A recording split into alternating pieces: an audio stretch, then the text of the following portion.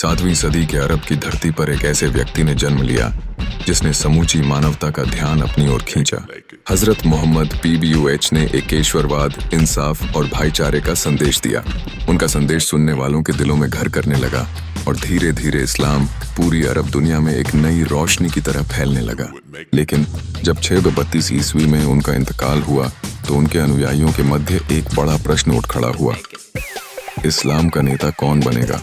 कहानी यहीं से शुरू हुई जब कुछ लोगों ने कहा कि नेतृत्व चयन का अधिकार समुदाय को होना चाहिए और उन्होंने हजरत अबू बकर को पहले खलीफा के रूप में स्वीकार किया।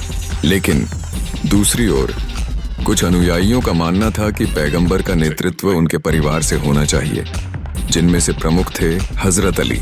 इसी परस्पर मतभेद से दो प्रमुख विचारधाराएं विकसित हुईं, सुन्नी और शिया।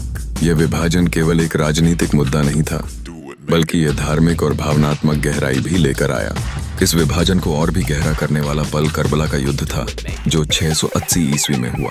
हजरत अली के बेटे इमाम हुसैन ने अन्याय के खिलाफ खड़े होकर अपनी छोटी सी टोली के साथ एक विशाल सेना का सामना किया। करबला के मैदान में पानी को रोका गया और इमाम हुसैन और उनके साथियों को शहीद कर दिया गया। यह घटना शिया समुदाय के लिए केवल एक ऐतिहासिक घटना नहीं, बल्कि एक दर्द भरी बलिदान की कहानी बन गई।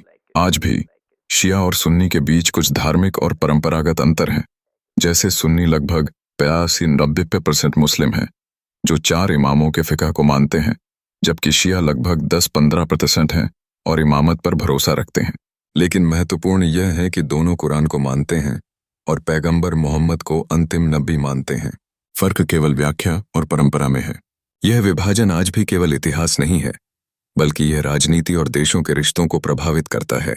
मध्य पूर्व में कई संघर्ष कहीं ना कहीं शिया सुन्नी तनाव से जुड़े हुए हैं। लेकिन क्या यह विभाजन हमेशा रहेगा या एक दिन खत्म होगा?